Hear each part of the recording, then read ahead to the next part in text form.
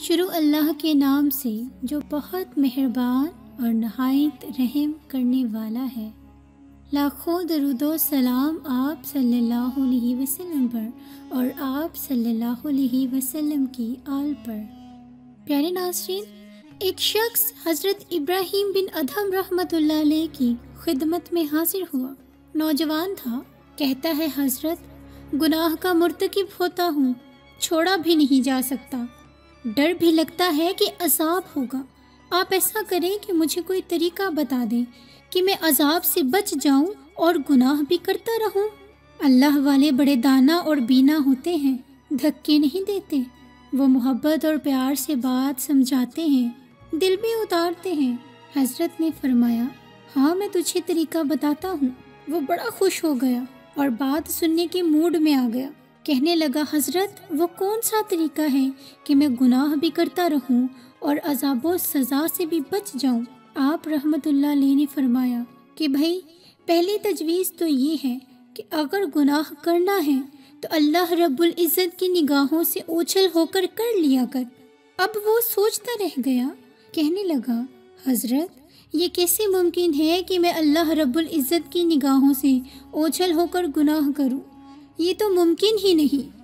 حضرت فرمانے لگے کہ دوسری تجویز پھر یہ ہے کہ تم رزق کھانا چھوڑ دو، اللہ سے کہنا نہ میں تمہارا کھانا کھاتا تھا اور نہ میں تمہاری بات مانتا تھا۔ اس نے کہا، حضرت یہ کیسے ممکن ہے کہ میں کھانا چھوڑ دوں؟ میں پھر زندہ کیسے رہوں گا؟ حضرت نے فرمایا، پھر تیسری تجویز تمہارے سامنے یہ ہے کہ زمین و آسمان اللہ رب العزت کی ہی ملکیت ہے اور اس کی حکومت میں ہے۔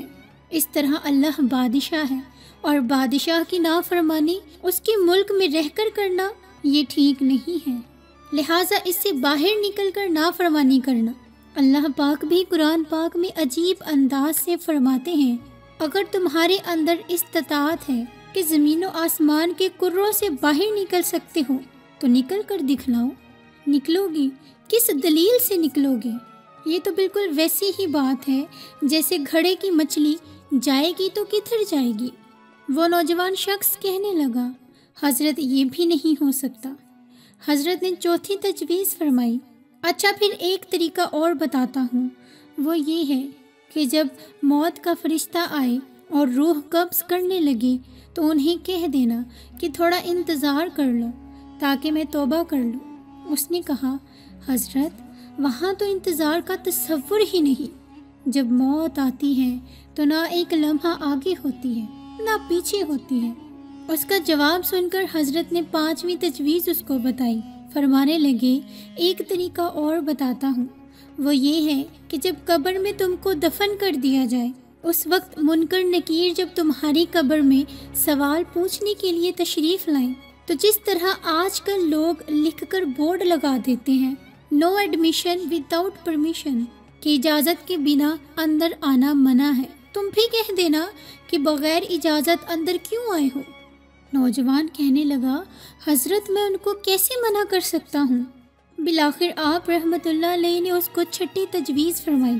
کہنے لگے، اچھا بھائی ایک اور طریقہ بتاتا ہوں، وہ یہ ہے کہ جب قیامت کے دن تمہارے برے عملوں کو کھولا جائے گا اور پروردگار عالم فرشتوں کو حکم دیں گے کہ اس کو گھسیٹ کر تم جہنم میں ڈال دو، تو اس وقت تم ضد کر کے کھڑے ہو جانا کہ میں تو نہیں جاتا۔ اس نے کہا، حضرت میری کیا حیثیت ہے کہ میں فرشتوں کے سامنے ضد کر کے کھڑا ہو جاؤں؟ میری تو کوئی حیثیت ہی نہیں۔ اب لوہا گرم ہو چکا تھا، چوٹ لگانے کا وقت تھا۔ حضرت نے فرمایا، اے بھائی جب تیری حیثیت ہی کوئی نہیں تو اتنے بڑے پروردگار کی نافرمانی کیوں کرتا ہے؟ کہنے لگا، حضرت آج سے میں گناہوں سے توبہ کرتا ہوں، آج کے بعد وعدہ کرتا ہوں کہ اپنے اللہ کی نافرمانی نہیں کروں گا۔ اور اس طرح وہ نوجوان شخص گناہوں سے تائب ہو گیا۔ پیارے ناظرین، اس واقعے میں دو باتیں بہت اہم ہیں جو کہ قابل غور ہیں اور ان پر عمل کرنا بہت ضروری ہے۔ ایک یہ کہ کسی کو سیدھا راستہ دکھانے کے لیے، کسی کو بات سمجھانے کے لیے بہتر طریقہ اور بہتر وقت کا انتخاب کریں۔